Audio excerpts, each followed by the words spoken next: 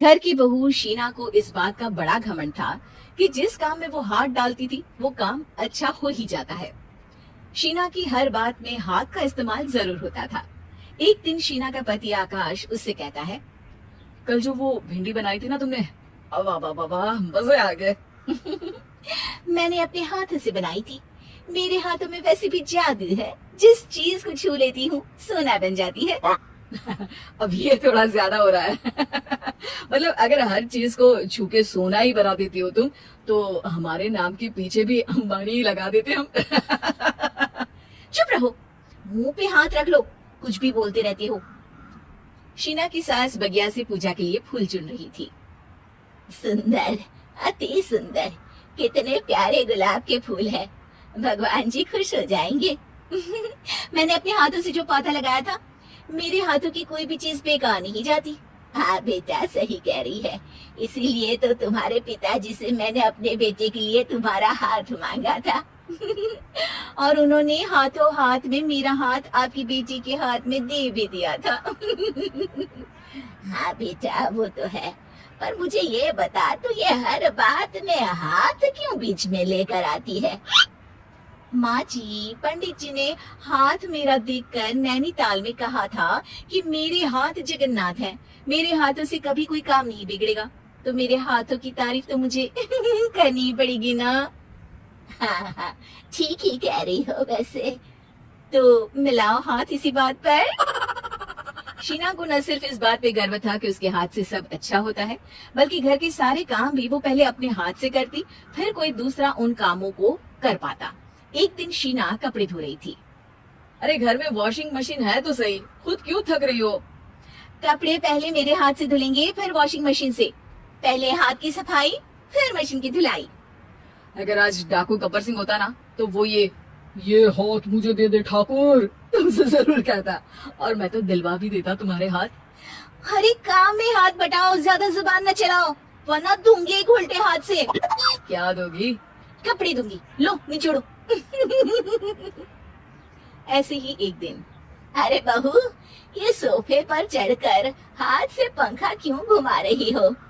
माँ जी, क्योंकि मेरे हाथ से घूमेगा तो ज्यादा अच्छे से हवा देगा। अरे बेटा, फिर तो तुम गाड़ी का पहिया भी हाथ से घुमा के मायके जाया करो।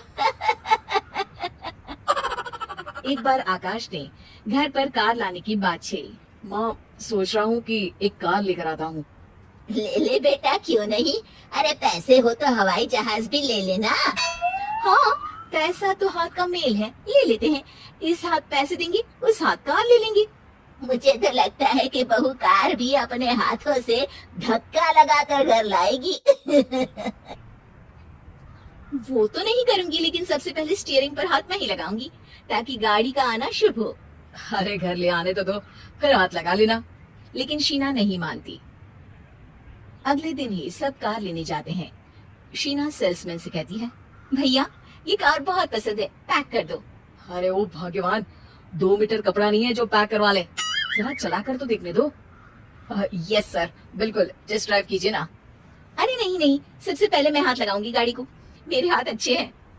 अरे यार, हाथ तो मैं भी धोता ही हूँ, और आजकल तो सैनिटाइजर से भी धोता हूँ।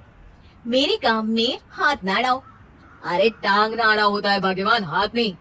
शीना ड्राइविंग सीट पर बैठ जाती है और आकाश उसे गाड़ी के फंक्शन समझाता है। देखो शीना, ध्यान रखना, ये है स्टीयरिंग, इससे राइट लेफ्ट जाएंगे। ये है एक्सेलरेटर, इससे स्पीड कंट्रोल कर सकते हैं, और उसी के पास में है ब्रेक, जो तुम्हारी जुबान में शायद मिसिंग है। ठीक है, ज्यादा भी सिखाने की जरूरत नहीं है। मेरी माँ तो कहती है कि मैं अगर अपनी शुभ हाथ लगा दूं तो जग घूम जाए। तो ये स्टीयरिंग क्या चीज है? शीना गाड़ी स्टार्ट कर देती है और स्टीयरिंग को घुमाते हुए एक्सेलरेटर पर धीरे से पैर रखती है, और शोरूम के बाहर के एरिया में ही गाड़ी घूमने लगती है, जहाँ दूसरी गाड़ियाँ भी रखी हैं। देखा मेरे हाथों का कमाल। अब ब्रेक दबा दो, आगे गाड़ी है। शीना आगे गाड़ी देखकर घबरा जाती है और पाँव गलती से एक्सेलरेटर पर पड़ जाता है। कार आगे खड़ी एक बड़ी गाड़ी में घुस जाती है। दोनों कार से उतरते हैं। सेल्समैन भागते हुए आता है। अरे 7 लाख की गाड़ी खरीदने आए थे और 15 लाख की गाड़ी ठोक दी। Oh my God. आकाश की माँ, आकाश और शीना घबरा जाते हैं। इतना सारा पैसा कहाँ से आएगा? तभी वहाँ मैनेजर भी आ जाता है, पूरा माजरा समझता है। अरे टेंशन मत लीजिए, गाड़ियों का इंश्योरेंस था, आप जो कार लेने आए थे वही खरीद लीजिए। पर मैडम, जब तक आप सीख ना ले तब तक गाड़ी मत चलाइएगा। अभी तो आपने गाड़ी बस ठोकी है, जिसका बीमा भी था, लेकिन सड़क पे चलते हर इंसान का बीमा नहीं होता। अरे मेरे हाथों से छुप भी गया ना तो उसकी जिंदगी बन जाएगी, और अगर चला भी गया तो स्वर्ग ही पाएगा। मैनेजर साहब, मेरे हाथ में कोई दिक्कत नहीं है, वो तो बस पाँव गलत जगह पर चला गया था।